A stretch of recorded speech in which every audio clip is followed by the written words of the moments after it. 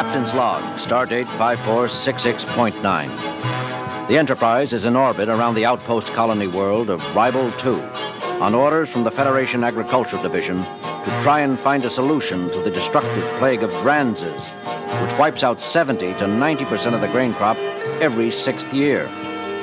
A landing party of Dr. McCoy, First Officer Spock, and myself has beamed down to the Ribolian surface to survey the problem firsthand. Mr. Newt Henderson of the Ribolian Settlers League has taken us in hand. Mr. Henderson, you realize that none of us has ever seen a Dranzer. So, if you knew Dranzers, Captain Kirk, you wouldn't wonder why we're making this little trip by air instead of on land. I confess that I am surprised at the lack of information on such a dangerous creature, Mr. Henderson. Starfleet records are of little help. Let's see if I can fill you in then, Mr. Spock, wasn't it? A Dranzer looks like a cross between a pig and a buffalo. They have long black hair, flat quadruple horns, an ugly disposition, and are about half the size of an earthly elephant. So it's their size which makes them a threat to us. Yeah, and the fact that they breed like rabbits. When this world was first settled 12 years ago, they weren't considered a danger. They stayed in the hilly grasslands on the western part of this continent. We grow our grain in the central and eastern plains regions. Everything was fine until 6 years ago. We noticed then that the Dranzers were so thick they nearly walked on each other. But we had no reason to suspect they would Come down onto the plains and trample your fields. just so. We don't know why. Too many Dranzers, too little food maybe, but they panicked. Came down out of the hills like a black avalanche and ruined the whole crop for that year. Nearly ruined the colony. But we hung on, replanted, and have done well since then. Except It's 6 more years and the Dranzer population is up again, and you expect another continent-wide stampede. yeah. Ah, there they are. Now, you'll see what I mean. I'll cut our engine and we'll glide in over them. Otherwise, the noise is liable to start the stampede.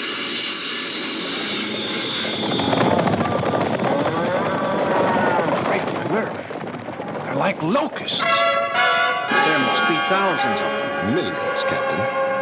I'm going to have to pull us out of here, gentlemen. Our shadow is making them nervous. Never mind. I think we've seen enough to give us some idea of the size of your problem, Mr. Henderson. What do you suggest we do? We have been petitioning Starfleet for help for years. What about simply reducing the herds through selective pruning? No. We tried that 3 years ago when the herds first began to grow too big again. For one thing, it started a premature stampede which ruined several thousand square kilometers of maturing foothill cropland. As you might guess, the farmers in that area won't permit a repetition of that disaster. But there's another more important reason. Which is? There's a high grass which germinates in the hills. It would take over the plains, except that the Dranzer herds keep it cut back. If we were to kill off the Dranzers, our agriculture experts tell us that in a decade, the grass would take over every meter of arable land on the continent. We have to find some way of controlling the Dranzers without letting the grass get out of control. But if we leave the natural cycle alone, the racial stampede will occur within a half year, and we'll lose another entire year's crop. Mr. Spock, reactions. At first glance, the problem would appear insoluble, Captain. That's not what we pay taxes to here, Mr. Spock. I fear that government is rarely run according to scientific principles, Mr. Henderson. But we must do something. I hope so, Mr. Spock, Captain Kirk. I sincerely hope so. You said the full stampede was expected within 6 months. It could happen tomorrow, too. Or next week, according to the biostatisticians. The herds are already at critical size. That does not give us much time to theorize prospective solutions. That's not our fault. We have been trying to get some action out of Starfleet for years. Starfleet has many concerns, sir. We'll do the best we can for you. Captain Kirk, we've got several 100,000 kilometers of ripe food grains just about ready for harvesting, and they could be trampled into compost any day now.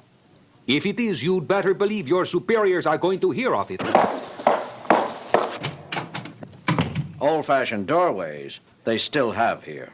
And if Henderson is typical of the Ribolian settlers, the people are pretty old-fashioned themselves. Such folk don't take catastrophe quietly. He's right. They can make trouble for us with headquarters. Well, what do they expect from us, Bones? We're not responsible for the ecological setup on this world. The Dranzer Stampede never bothered anyone until the colony here expanded to bring 2/3 of this continent under intensive cultivation. True, Captain. Bear in mind that the Dranzers do not vote. I have, however, thought of a possible solution, which will only bend and not tear the natural fabric of this planet. Well, It involves a considerable risk on the part of those involved, Captain. Wait a minute, Spock. If this is something you regard as a considerable risk, I'm not sure I want any part of it. I'm afraid that your knowledge of organic chemistry is required, Doctor. But first, we must capture a large Dranzer, the largest Dranzer we can. Capture one? What on Ribble for? The explanation derives logically, Doctor. You wanted to see me, Captain Kirk? yes, Henderson. Spock and Dr. McCoy beamed up to the Enterprise and have been working around the clock on your problem. They think they've come up with a solution. First, we need a number of those high-speed ground vehicles your people use. Wait a minute now. We asked for Federation aid. Why should we have to supply... You want us to stop this stampede or not? All right. If that's what you need, you'll have them. But by heaven, those ground cars are specially built for high-speed travel on Ribelian terrain. If you get them banged up... Take it easy, Henderson. We'll take care of your precious vehicles. And now, I'd like to hear this miracle your people have produced. They should be beaming down any minute now. I'll let them tell you about it in person. Here it is, Jim. That's all? That one little tank? It can't hold more than a couple of liters of what's in it anyway? 1.8 liters, to be precise. But that will be sufficient. You mean you're going to stop the stampede of several million Dranzers with this? Not stop, Mr. Henderson. Divert. Divert? Assuming that this little pop bottle of whatever it is can do anything, where do you propose to divert the herds to? And keep them diverted? They've been stampeding, according to the best evidence, in the same paths across the continent for millions of years. All will become clear, sir. Captain, have we the properly equipped vehicles? Standing by, Spock, with local drivers. When I explained what we were going to do, most of our would-be volunteers quietly disappeared. The drivers we have left are brave people. Excellent. Then all that is left is to transfer a portion of the liquid in this container into the equipment on each vehicle. Then... Come in. Just got this from the Deloutre family ranch in the northwest quadrant. One of their outposts for scouting up in the hills. Thanks, Ellie. Well, what does it say? We're too late. You're too late. I should have known not to rely on Starfleet again. The stampede's already begun. Then we have no time to waste, gentlemen. Captain, Dr. McCoy, you will each command one set of vehicles.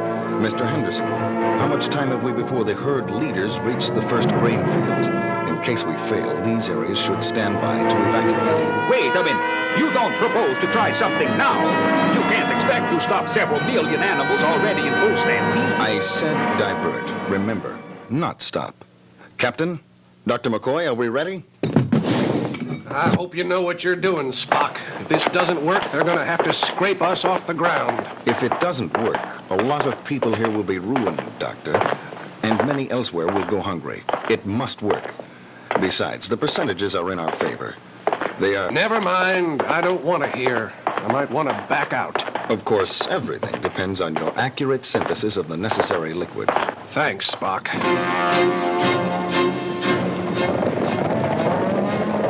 I hope your Mr. Spock knows what he's doing, Captain. He usually does, Henderson. He'd better this time.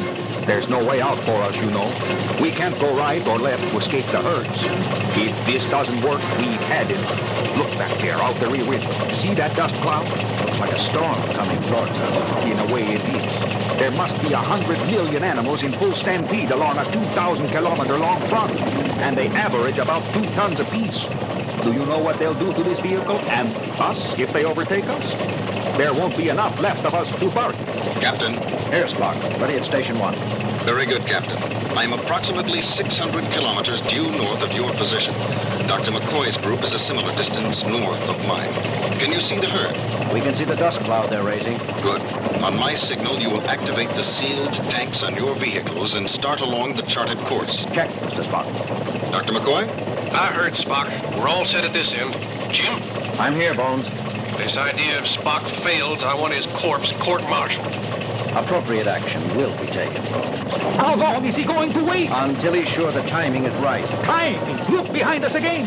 The dust is beginning to blot out the sun. Pretty soon we'll see the front wall of the herd. Do you know how far and how fast a Dranzer can run, Captain? If we run out of fuel, or have a mechanical problem, or this crazy idea doesn't work, we've no place to run. Relax, Henderson. Spock knows what he's doing. I can make out individual animals now. They'll be on us in another few minutes. Here, you, Commander Spock. What's going on? What are you waiting for? The correct moment, Mr. Henderson. Correct moment! Look, in another couple of minutes, we're all going to be a smear on the landscape. If you don't... Very well. Captain, Dr. McCoy, you may open the valves on your tanks. Check, Spock. You can smell it even in here. What's in that canister anyway? Spock discovered that Dranzers have very poor eyesight. The herd leaders produce a musky odor which the others follow. He had Dr. McCoy mix up a batch of synthetic Dranzer musk, only concentrated several 100,000 times. To the animals leading the herd, we must smell like the most authoritative Dranzer that ever lived. The same smell is being released by Mr. Spock's and Dr. McCoy's group of vehicles along the whole front of the herd. You have our course plotted? Yes, yes. Then let's get moving. With pleasure. Captain, It's working, Spock. They're turning slightly. Yes, they're following us. here also, Captain. And up here. Good work, Spock. We are not secure yet, gentlemen. Captain, we can't keep this up forever. We've been running at this speed for nearly a whole day. Even with the extra fuel tanks I had installed, we can't continue at this speed much longer. We've covered so much territory already in this dust that... Hey, what's that up ahead? Henderson, leave that wheel alone. What are you doing? Don't you see? We're headed right into them again. They're behind us too. We're trapped. Don't you see? We're trapped. Get a hold of yourself, Henderson. That's not another herd.